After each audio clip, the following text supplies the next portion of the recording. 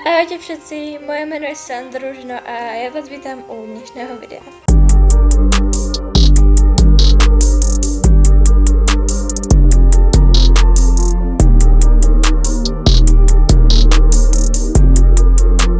V dnešnom videu si ukážeme stredové aktualizácie. Takže bez ďalšieho okecovania sa na to môžeme rovno vrhnúť. Takže, ako prvá vec je, že máme takéto nádherné nové ruky. Ja si myslím, že sú fakt skvelé a proste Star Stable to úplne dokonalo vymyslel, že máme takto polámané ruky. Ja si myslím, že to je skvelá vec. No dobre, ale teraz na tie reálne aktualizácie. Takže dneska nám do hry pridali konečne nových drakov, ako petíkov. Sú teda nesmierne drahí, ale to vôbec nevadí, pretože sú strašne rozkošní. Ale nepridali nám iba malých drakov, ale aj tých veľkých. Takže najskôr sa pozrieme teda na týchto maličkých. Oni sú neskutočne rozkošní proste. Pozrite sa na tie ich tváričky, no proste nevravte mi, že toto není roztomilé. Ako prvého tu máme takéhoto nádherného modrého dráčika, ktorý je proste taký krásny. Proste úplne, oni sú strašne roztomilí. Takže takto je teda prvý. Ó, bože, to je rozkošné. Ako druhého tu mám takéhoto klasického, teda zeleného. Ten je úplne tiež krásnučký, nádherný. Proste pozrite sa na tých očká, to je nesmierne roztomilé, až moc roztomilé na mňa teda. Ja si určite jedného vezmem domov, ale netuším kedy, pretože tá ich cena je 450 starcoinov. Čiže je to dosť. No, ako ďalší je tento modrý, teda silno modrý, je teda modro-červený a pozrite sa na tú jeho rozkošnosť. To je proste také rozkošné, že nemám slov. No a posledného tu máme tohto čierneho. Pozrite. To je také zlaté. No tak to je také rozkošné. No, ja akože umriem. Ja proste si musím niekedy kúpiť len moje starcoiny. Je ich celkom dosť, ale aj tak. Ako ďalšie sa ideme pozrieť na tých teda veľkých drakov. Star Stable Team nám na ich stránky píše: dračie kone sa vracajú. O niečo väčší dráci si tiež našli cestu späť do Jorviku. Teraz ich nájdete na stredovekom veľtrhu za cenu 950 hviezdnych mincí a budú stálym pridatkom Jorviku. Niekto musí dávať pozor na dračie deti. Takže týchto drakov nájdete teda na stredovekom veľtrhu za 950 starcoinov hviezdnych mincí. Budú teda už navždy v Jorviku. Keby ste náhodou sa niekto pýtali, tak ešte raz to poviem. Budú navždy v Jorviku, takže si ich budete môcť kúpiť hoci kedy budete chcieť. Takže ideme sa na nich trošku pozrieť. Sú to teda títo starí frísaci, ale furt teda nádherní. Takto vyzerajú teda v ich klasickom sfarbení. Takto teda druhý. Len taká jedna vec mi na nich dosť vadí a prečo si ich ja teda nebudem kupovať, je to, že nemajú proste krídla. Vyzerajú tak trošku, no moc nejak draci, viete. Proste, keby tam mali tie krídla, tak by vyzerali tak viac dračsky. To mi pripadá trošku jak ryba, alebo niečo také. Takže tých tu teraz zatiaľ nechám. No a my sa pozrieme na poslednú aktualizáciu a myslím, že tu najviac zaujímavú v dnešnom videu. Takže, ako posledná aktualizácia v dnešnom videu je budovanie našich vlastných stajín. Star Stable nám pridal túto možnosť oficiálne do hry. A je to tak, že budeme si môcť nadizajnovať svoje stajne podľa nášho vkusu.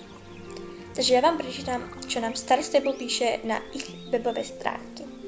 Stabilné prispôsobenie je tu. Je to naozaj vaša domáca stajňa, ak vyzerá ako každá iná domáca stajňa? Už nie. Nájdete dokonalý štýl pre svoju stajňu s množstvom prispôsobiteľných možností rozdelených do 2 tém. Takže máme tu taký klasický Murland, štýl, proste tradičný. A potom tu máme druhý Brickhaven štýl. To by mal byť nejaký teda ako keby dlaždičky alebo niečo také. Kombinujte a kombinujte štýly, ako sa vám páči a nemusíte sa obávať, že svoju domácu stajňu presuniete niekam inám. Interiér, ktorý ste si vybrali, zostane rovnaký. Je čas nasadiť si značkové okuliare. Takže, keby ste si, čo ja viem, spravili stajňu na stýlku a presťahovali by ste sa do Valenele, furt by vám tam ten motív ostal. Takže, my sa ideme teda na to pozrieť, pretože mňa to veľmi zaujíma, ako to bude vyzerať. Ja som hrozne veľmi dlho chcela, aby niečo takéto prišlo do hry, pretože toto je už proste klasika, ale začalo sa mi aj páčiť, že vlastne v podstate to nejako stmavili, ale furt to není ono, chápeme sa. Takže ideme sa na to pozrieť. Mal by to byť asi teda tento výkričníček. Mala by to... Je to tento výkričníček, všimnete si ho, myslím, že hneď. Oh môj bože, to je perfektné, takže... Aha, máme tu teda klasický Murland. Si musíme kupovať. To som nevedela.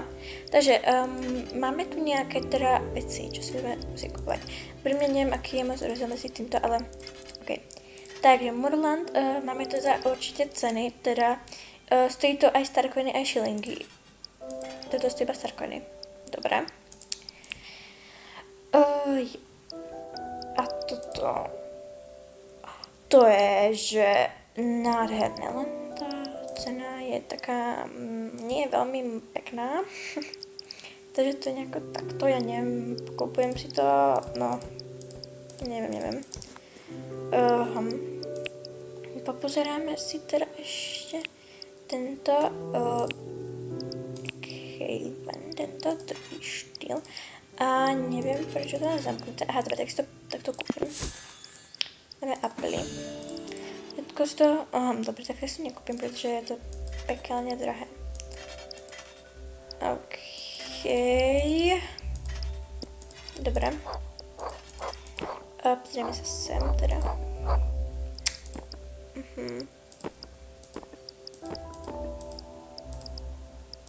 Mi to teda veľmi pekné, nemá nejako to mám moc komentovať.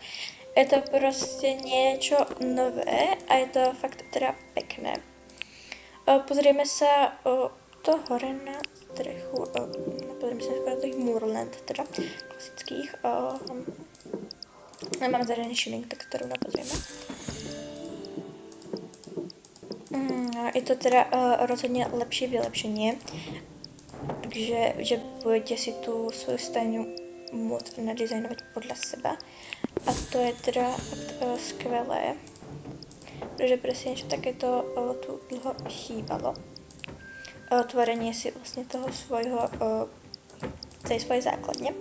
Takže máme tu takéto rámy na okná, alebo celkovo asi okná, no rámy. Počkaj, ja som si ešte nepozerala toto.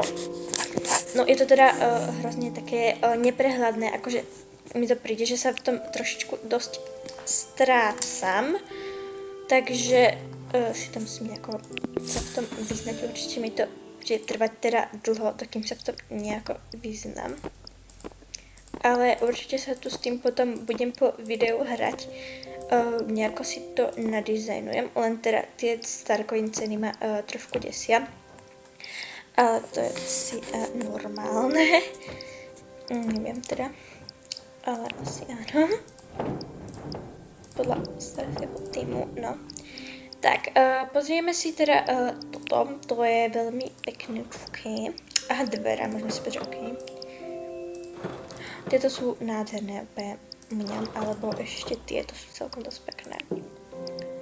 Aha, to je oh môj bože, toto, keby som mala túto a túto farbu skombinovanú, no to je proste, no ja odpadávam.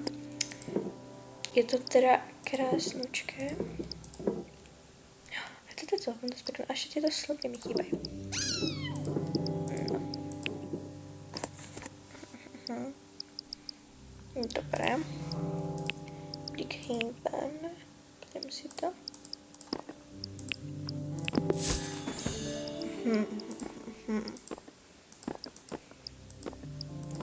No, to je také úplne stredoveké. Asi chápem prečo.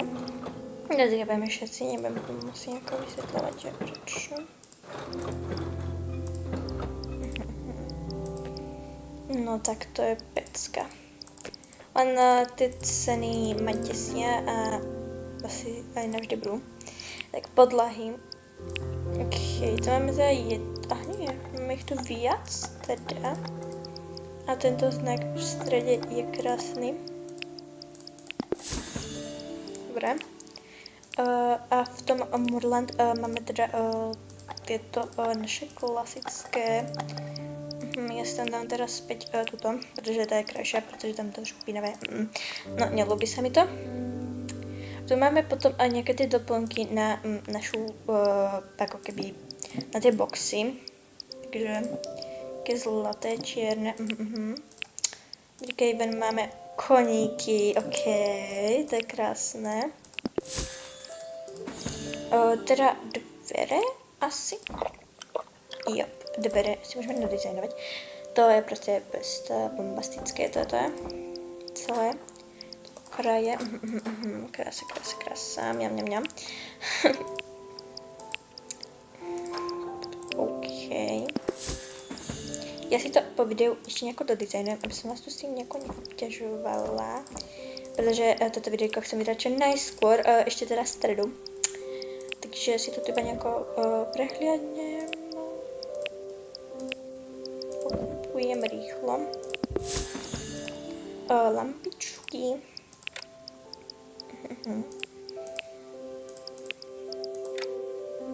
No, tak to je teda peknúčké. A sprchový kút. Aha, máme tu iba tento Moorland. To je dobré. Pozrieme sa. My si môžeme meniť farby. Tak to je moc pekné. To je moc pekné. Teda vykompletizovala som mi to. Ten žltý vykričník tu teda bude asi navždy. Dobre. No, je to teda divný pocit rozhodne tu takto chodiť v divných stajniach, ale dobre, nech si to po videu teda nejako nadizajnujem už. Takže ja sa s vami lúčim v týchto krásnych nových stajniach. Určite si ich takto nenechám, ja si ich po videu teda dorobím po svoj štýl a budem moc rada, ak ma podporíte lajkom alebo odberom, alebo napíšete do komentárov názor na tieto aktualizácie, teda váš názor. Ďakujem, zlatíčko.